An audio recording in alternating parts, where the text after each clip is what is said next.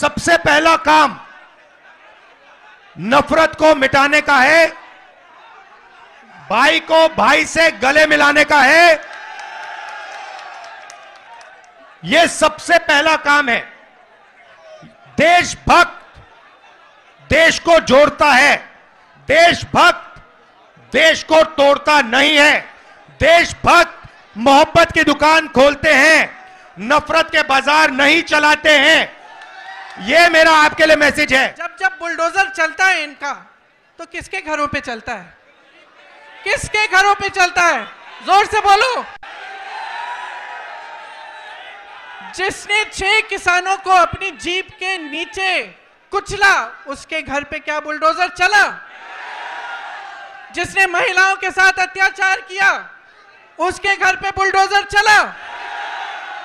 जो ये paper leak के घोटालों से पैसे खाए जा रहा है, उन लोगों के जिन्होंने पैसे खाए हैं, जो बार बार ये घोटाला करते हैं, बार बार लीक कराते हैं, उनके घरों में बुलडोजर चला?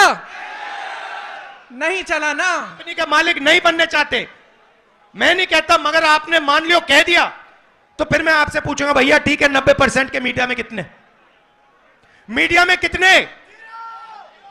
एक नहीं है।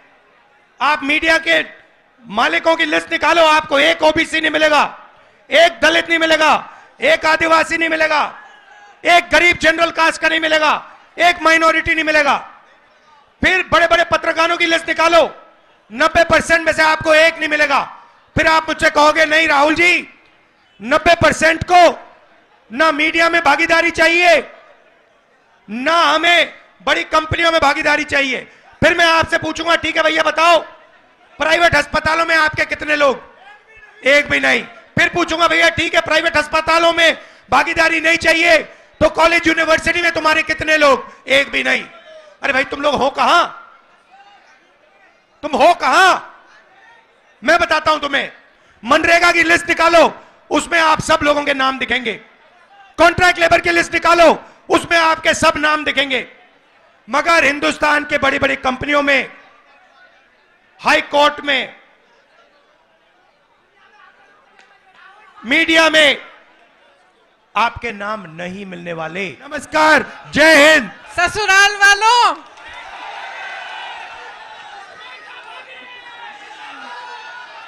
यहां आकर बहुत खुशी हुई है और आज इस भारत जोड़ो न्याय यात्रा में भाग लेते हुए मुझे बहुत बहुत खुशी हो रही है, खास तौर से क्योंकि आज इस यात्रा में पहली बार मैं अपने ससुराल वालों के साथ आई हूं।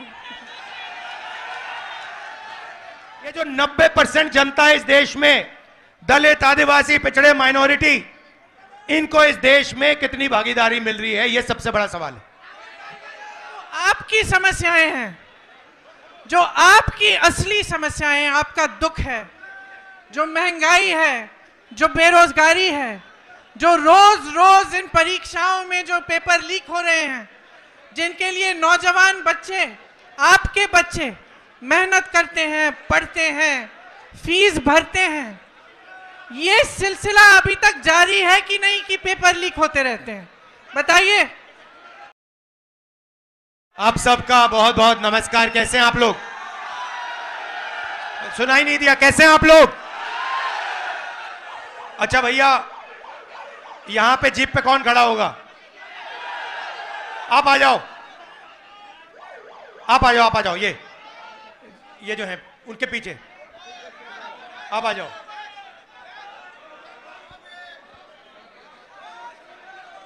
नाम क्या है भैया आपका? कौशिक जी, ऊपर आइए जरा।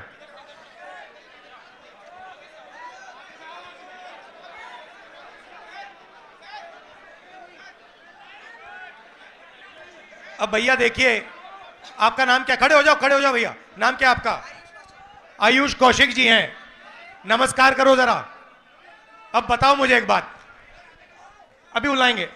आयुष जी से नहीं पूछ रहा, मैं आपसे पूछ रहा हूं। आयुष जी जरा इधर देखिए। अब मान लो अगर हमें आयुष जी की जेब काटनी हो,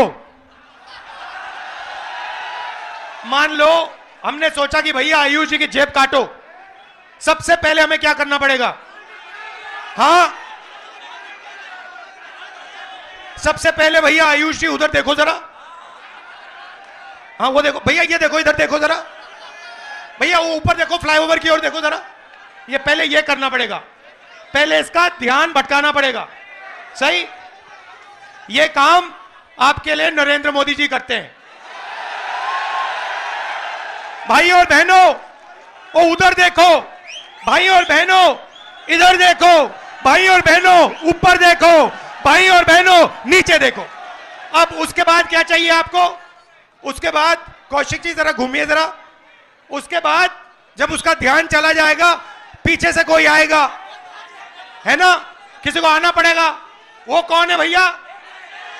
वो अदानी है, वो अंबानी है। ठीक है, अब मान लो ध्यान भटका दिया और पीछे से जेब काट दी, तो तीसरी किस चीज की जरूरत है?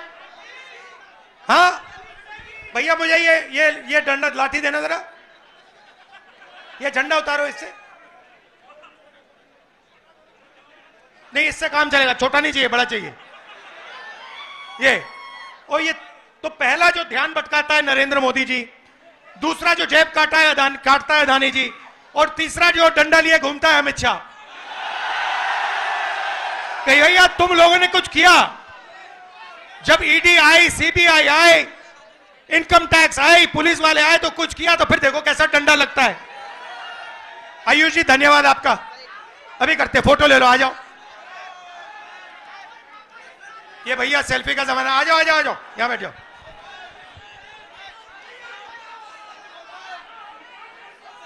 धन्यवाद। तो ये हुआ बीजेपी का सिस्टम।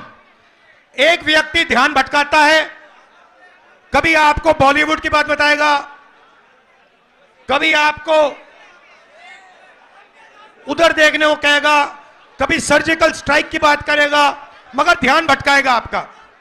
उसके बाद पीछे से अदानी जी आएंगे, जेब काट जाएंगे, और दूसरी तरफ तीसरी साइड अमित शाह जी चुप ऐसे बैठे रहेंगे, देखते रहेंगे कि अगर किसी ने कुछ किया तो मैं दिखाता हूं। ये इनका सिस्टम है। अब मैं आपसे सवाल पूछना चाहता हूं, इस देश में पिछड़ों की कितनी आबादी है? 50% पिछड़े हैं।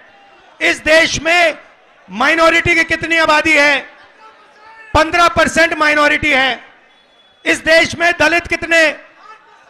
दलित भाई 8% नहीं, 15%। और आदिवासी कितने? 8%। जोड़ के बताओ मुझे, 50 और 15 कितना हुआ? 65।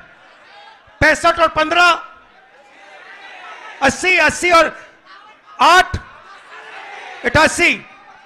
भाई और बहनों, मैं आपसे पूछना चाहता हूं, ये जो 90% जनता है इस देश में, दलित, आदिवासी, पिछड़े, माइनॉरिटी, इनको इस देश में कितनी भागीदारी मिल रही है? यह सबसे बड़ा सवाल है।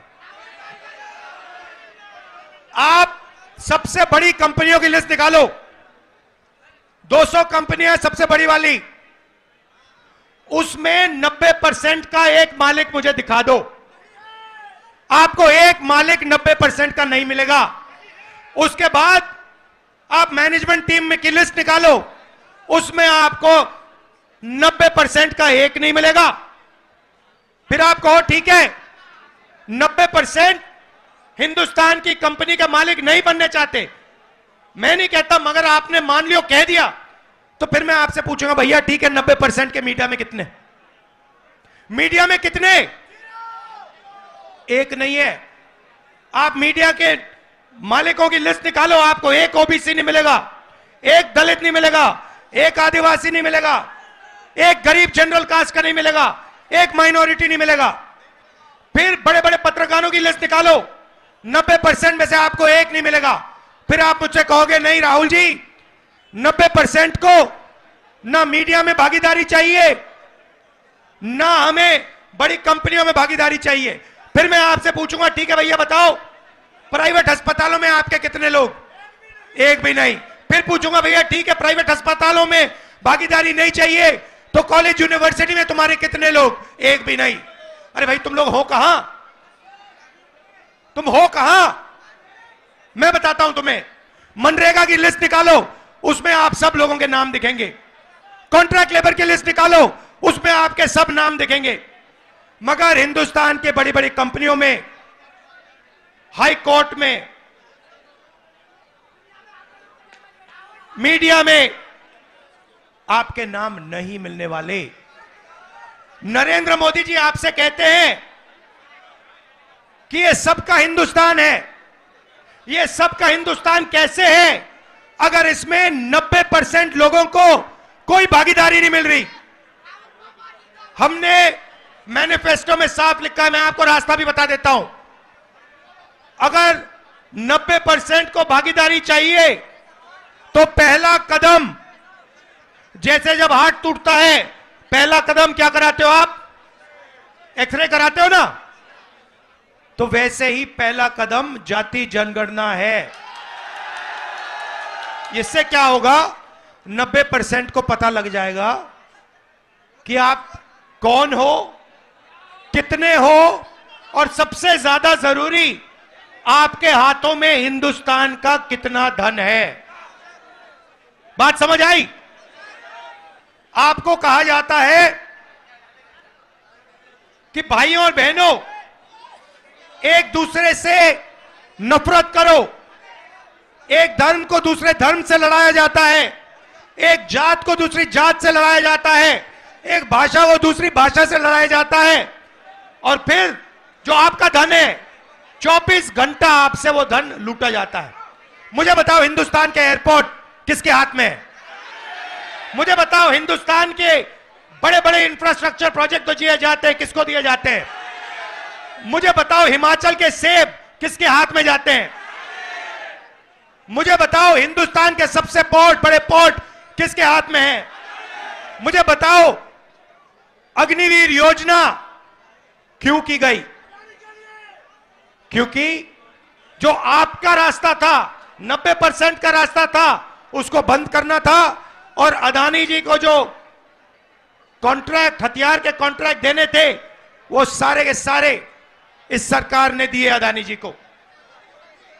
तो आपको जागरूक होना है, आपको यह सवाल पूछना है, हर रोज सुबह यह पूछना है कि 90% आबादी को इस देश में कितनी भागीदारी मिल रही है, कितना धन 90% के हाथों में है।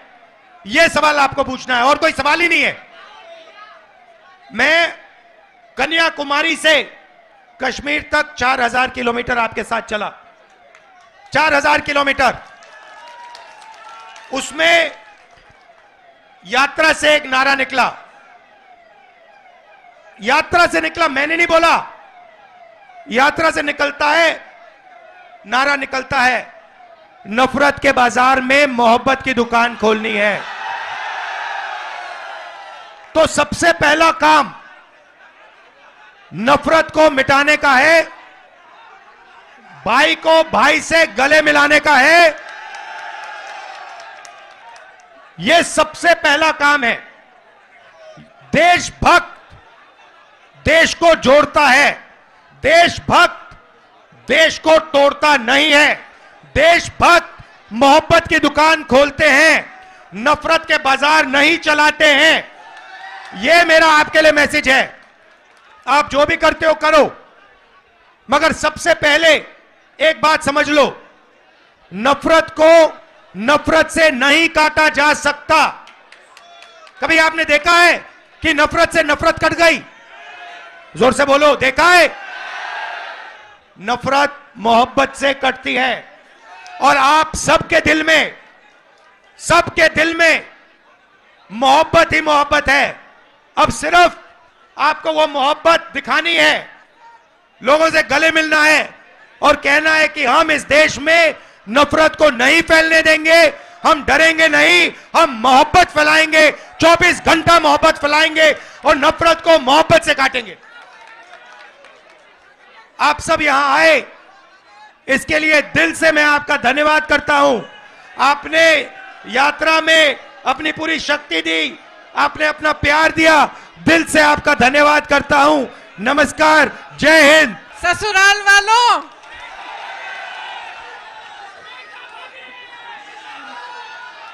यहाँ आकर बहुत खुशी हुई है, और आज इस भारत जोड़ो न्याय यात्रा में भाग लेते हुए मुझे बहुत बहुत खुशी हो रही है। खास तौर से क्योंकि आज इस यात्रा में पहली बार मैं अपने ससुराल वालों के साथ आई हूं।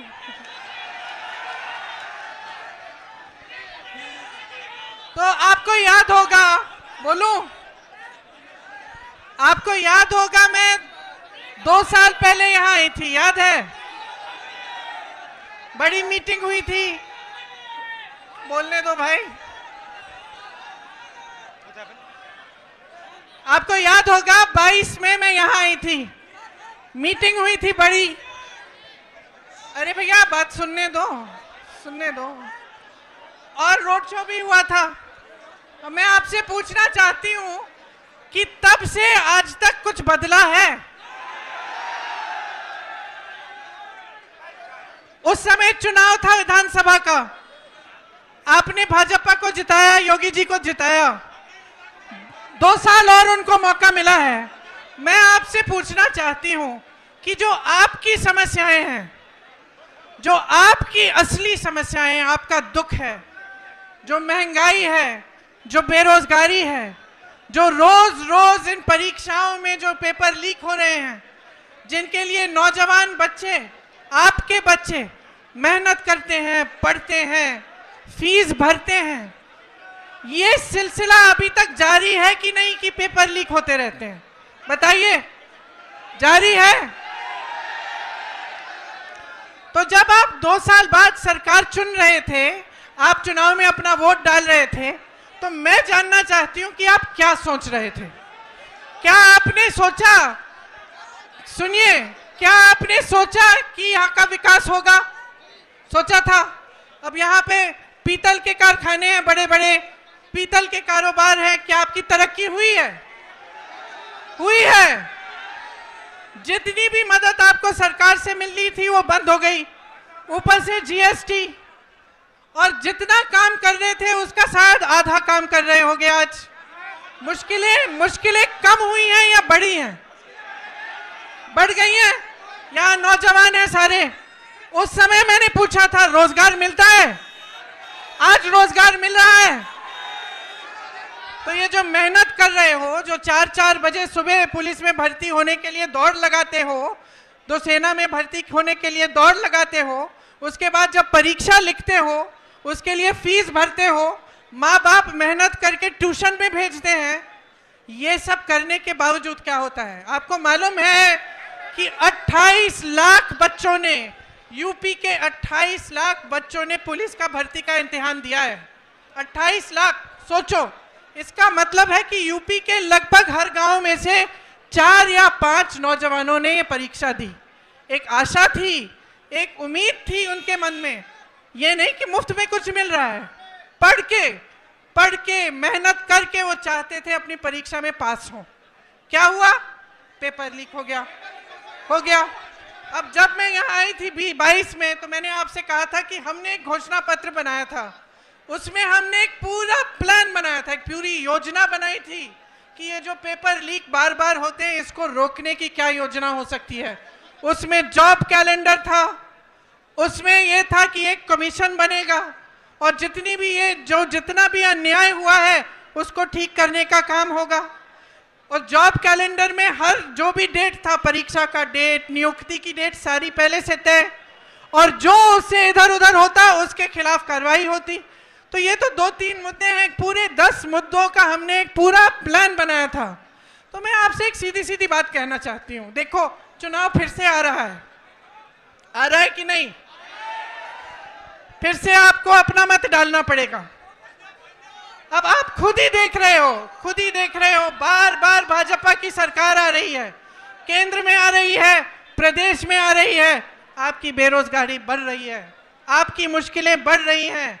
तब किसान आंदोलन कर रहे थे 2 साल पहले, आज किसान आंदोलन कर रहा है। तब सड़क पे बैठे थे ठंड में सर्दी में, आज बैठे हैं। तब उनकी सुनवाई नहीं थी, आज उनकी सुनवाई नहीं है। और इसी तरह से आप सोचिए, जब जब बुलडोजर चलता है इनका, तो किसके घरों पे चलता है? किसके घरों पे चलता है? जोर से बोलो। जिसने 6 किसानों को अपनी जीप के नीचे कुचला, उसके घर पे क्या बुलडोजर चला? जिसने महिलाओं के साथ अत्याचार किया, उसके घर पे बुलडोजर चला। जो ये पेपर लीक के घोटालों से पैसे खाए जा रहा है, उन लोगों के जिन्होंने पैसे खाए हैं, जो बार बार ये घोटाला करते हैं, बार बार लीक कराते हैं, उनके घरों में बुलडोजर चला? नहीं चला ना। सोचिए, ये सब बहुत बड़ी बड़ी बातें हैं दिखावे के लिए। ये जितने बड़े बड़े इश्तिहार आपको दिखते हैं, जिसमें आपको दिख रहा है कि बहुत तरक्की हो रही है, जब तक आपकी तरक्की नहीं होगी, जब तक आपको रोजगार नहीं मिलेगा, जब तक आपके पेपर लीक बंद नहीं होंगे, तब तक आपकी तरक्की नहीं हो सकती है। जब तक यहाँ की महिलाएं सुरक्षित ना हो, आगे बढ़ नहीं पाए, तब तक आपकी तरक्की नहीं हो रही है। तो मैं सिर्फ आपको, मैंने उस समय भी बोला और अभी भी बोल रही हूं, अपने अनुभव को देखो, अपने अनुभव को देखो कि भाई 5 सालों में, 10 सालों में मिला क्या है? नौकरी मिली, दुकान जाते हो तो सब्जी खरीद पाते हो। आपको मालूम है गन्ने का जो दाम है, जो आपको मिलना चाहिए सरकार से, वो हर साल, पिछले 7 सालों में हर साल सिर्फ मात्र 7 रुपए गन्ने का दाम बढ़ा है कि नहीं? 7 रुपए, ठीक है? तो मान लो 5 सालों में 35 रुपए बढ़ा होगा। और आप जब सब्जी खरीदने जाते हैं तो कितने बढ़ गए दाम? आलू मिलता है, प्याज मिलती है, टमाटर मिलता है। आप जाते हो 3 चीजों को लेने के लिए, घर आते हो 1 लेके। तो भाई देखो, जब तक आपको खुद समझ में नहीं आएगा, जब तक आप अपने अनुभव पर नहीं उतरोगे, तब तक कुछ नहीं बदलने वाला। हम चीखते चिल्लाते जाएंगे, कुछ नहीं बदलेगा। बदलाव तब आएगा जब आप अपनी परिस्थितियों को समझकर अपना वोट डालोगे, जब आप सवाल उठाओगे सरकार से कि मुझे सब्जी क्यों नहीं मिल रही है, इतनी महंगाई क्यों है, मेरा बच्चा पढ़ता है, मेहनत करता है, उसको नौकरी क्यों नहीं मिल रही है। जब तक ये सवाल आप नहीं उठाएंगे, जब तक इन परिस्थितियों को देखते हुए आप अपना वोट नहीं डालेंगे, तब तक आप इसी खाई में डूबे रहोगे। इसीलिए मैं आपसे कहना चाहती हूं, इस खाई में से निकलो। जब वोट डालने जाते हो, सोच समझ के अपना वोट दो। कांग्रेस पार्टी के पास योजनाएं हैं, करके दिखाया है, और आप सब अपने ही अनुभव से ये चीज समझते हैं। तो आज आपके बीच आकर मैं सिर्फ इतना कहूंगी कि जो भी वोट आप डालने जा रहे हो, बड़ी बड़ी बातों पे मत डालो, जो ऊपरी दिखावा है उस पे मत डालो। जो तुम्हारी जिंदगी में गुजर रहा है, जो तुम्हारा जीवन है, तुम्हारा अनुभव है, तुम्हारी परिस्थिति है, उसको सोच, उसको समझ के कि ये क्यों हो रहा है आपके साथ, तब वोट डालो। ये न्याय यात्रा है। राहुल जी, भारत जोड़ो यात्रा में 4000 किलोमीटर क्यों चले? इस देश को एक रखने के लिए, ये कहने के लिए कि ये देश एक है, सब एकजुट हो जाओ, आगे बढ़ोगे। आज भारत जोड़ो न्याय यात्रा पे निकले हैं, तो इस यात्रा में न्याय शब्द क्यों जोड़ा है? न्याय शब्द इसलिए जोड़ा है क्योंकि आज यहाँ के नौजवानों के साथ, देश के नौजवानों के साथ अन्याय हो रहा है। आज देश की महिलाओं के साथ अन्याय हो रहा है।